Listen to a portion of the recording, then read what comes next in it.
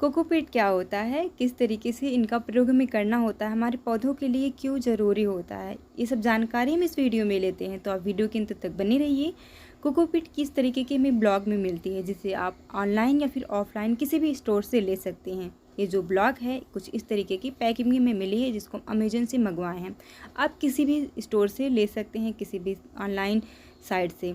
तो यहाँ पर ये पूरी ब्लॉक खोलने के बाद कुछ इस तरीके से दिखती है। अभी जानते हैं कि कोकोपीट होता क्या है। कोकोपीट नारियल का फाइबर है, जिसे बारीक पीस कर फैक्ट्री में इसको प्रेस कर दिया जाता है, फिर इस तरीके से हमें उपलब्ध होता है।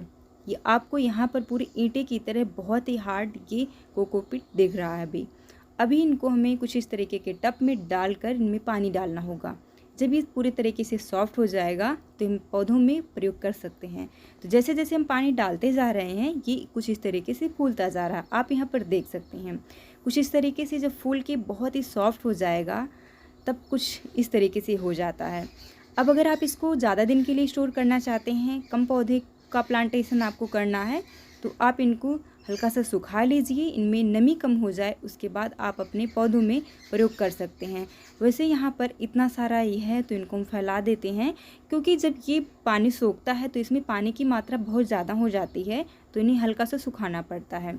अभी जानते हैं कि कैसे हम अपने पौधों पर इनका प्रयोग कर सकते हैं। कोकोपीट पानी बहुत ज़्यादा एब्जॉर्ब करता है, तो इसलिए हम इसको सॉइल में 3 हिस्सा आप सॉइल का ले लीजिए, 1 हिस्सा कोकोपीट। अगर आप कोई रेगुलर नॉर्मल प्लांट का प्लांटेशन करने जा रहे हैं तो, या फिर अगर ऐसे प्लांट का प्लांटेशन करने जा रहे हैं जिनमें पानी की बहुत ज़्यादा आवश्यकता होती है, तो आप इसको 50% भी ले सकते हैं। अब यहाँ पर एक बार निकालने के बाद कुछ इस तरीके से और हम पानी डालते जा रहे हैं, क्योंकि इसमें जितना पानी सोखता जाता है और ये सॉफ्ट होता जाता है। नीचे भी थोड़ा सा हार्ड रह गया था, तो इसलिए हम इसमें पानी डाल के इसको और सॉफ्ट कर ले रहे हैं और फिर इसको हम निकाल दे रहे हैं। ये हमारे पौधों के लिए कुछ इस तरीके से ज़रूरी होता है। जो पॉट होता है उनमें इसका हम प्रयोग करते हैं। अगर आप डायरेक्ट ज़मीन में प्लांट को लगा रहे हैं तो इनको नहीं डालना होता है। ज़मीन में पौधों की ऐसे ग्रोथ हो जाती है, लेकिन हम जब गमले में प्लांट को लगाते हैं तो कोकोपीट का हमें प्रयोग करना होता है, जिससे हमारे प्लांट काफ़ी अच्छे ग्रो करते हैं। कुछ टाइम पहले सिर्फ जब मैं सॉइल में ही प्लांट को लगाती थी तो उनकी इतनी अच्छी ग्रोथ नहीं होती थी। जो हमारे ज़मीन में पौधे लगे होते थे उनकी अच्छी ग्रोथ होती थी, लेकिन जो मैं गमले में लगाती थी सिर्फ सॉइल डाल के, उनकी अच्छी ग्रोथ नहीं हो पाती थी। कोकोपीट को मिक्स करने से सॉइल भुरभुरी रहती है, उनकी रूट को बढ़ने का स्पेस मिलता है, तो प्लांट की ग्रोथ बहुत ही अच्छी होती है। और अपने अंदर ये पानी को इतना ज़्यादा एब्जॉर्ब करके रखता है, जिससे प्लांट की ग्रोथ और अच्छी हो जाती है। और हमें जल्दी जल्दी पानी भी नहीं डालना पड़ता है, खासकर गर्मियों के मौसम में। सर्दियों के मौसम में हमें प्लांट में पानी डालने की तो बहुत ज़्यादा ज़रूरत नहीं होती है, क्योंकि एक बार पानी डालने के बाद 1 हफ्ते 10 दिन के बाद ही पानी डालना पड़ता है। लेकिन गर्मियों में ये समस्या बहुत ज़्यादा हो जाती है कि हम सुबह पानी डालें, शाम तक पानी सूख जाता है। तो ऐसे में कोकोपीट अगर हम थोड़ी ज़्यादा मात्रा में करके लगा दे रहे हैं पौधों को, तो हमें जल्दी जल्दी पानी नहीं डालना पड़ता है। तो जिस तरीके के आपके प्लांट रहें, जिन प्लांट को पानी की ज़्यादा आवश्यकता होती है, उनमें कोकोपीट थोड़ा ज़्यादा मिक्स कर दीजिए।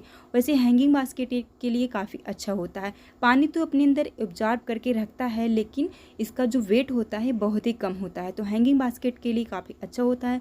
उसी तरीके से अगर आप टेरेस पर गार्डनिंग करते हैं तो कोकोपीट का आप प्रयोग करेंगे तो आपके टेरेस का वेट नहीं बढ़ेगा और आपको टेरेस पर कोकोपीट ले जाने में आसानी होगी। इसमें इतना ज़्यादा पानी ही सोखा रहता है, तो इसको हमें 2 से 3 दिन के लिए धूप में ऐसे फैलाना पड़ता है, ताकि इनमें जो भी ज़्यादा पानी रहे, ज़्यादा मॉइस्चर रहे, कम हो जाए, इनको हम स्टोर करके रख सके। तो इनको हम धूप में फैला दें। धूप में फैलाने से भी फ़ायदा होता है कि इसमें जो भी अगर नमी से फंगस वगैरह लग जाते हैं तो नहीं लगेंगे, या फिर कई बार इसमें दीमक पड़ जाते हैं। हमारे यहाँ तो दीमक बहुत ज़्यादा पड़ता है, तो इनको हम सुखा के ही रखते हैं और इसमें कोई भी फंगिसाइड मिला सकते हैं। चाहे तो आप थोड़ा सा इनमें हल्दी मिला के रख दीजिए, फिर आप सॉइल में मिक्स करके प्लांटेशन कर सकते हैं।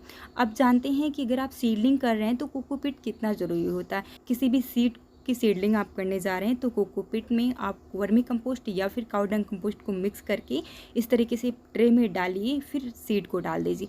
कुछ टाइम के बाद आप देखेंगे कि कुछ इस तरीके से आपको नर्सरी मिल जाएगी। सीड ग्रो करने के लिए कोकोपीट बहुत ज़रूरी होता है। अगर आप सॉइल में ही सीड को डाल दे रहे हैं तो वो काफ़ी ज़्यादा हार्ड हो जाता है, जिससे सीड जर्मिनेट नहीं हो पाती। अगर आप कोकोपीट में डालते हैं तो काफ़ी अच्छी ग्रोथ होगी। तो कुछ इस तरीके से आप अपने गार्डन में कोकोपीट का प्रयोग कर सकते हैं। यहाँ पर ये कोकोपीट तैयार हो गई है। अब इनको हम स्टोर करके रख लेंगे और हमें जो भी प्लांट का प्लांटेशन करना रहेगा, हम इनको सॉइल में मिक्स करके और फर्टिलाइज़र में इनका हम प्लांटेशन कर सकते हैं।